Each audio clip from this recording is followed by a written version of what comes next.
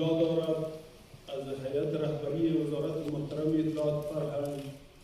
و از هیئت رهبری محترم وزارت ریاست رادیو تلویزیون ملی و ویژه وزیر صاحب اطلاعات فرهنگ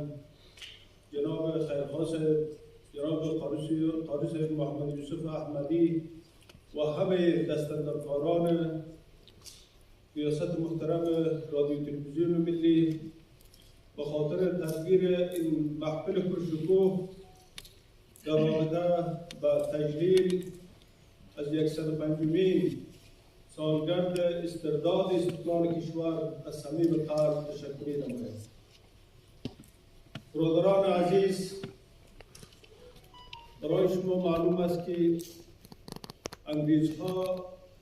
چندین مراتب در افغانستان آمدند، ولیکن همیشه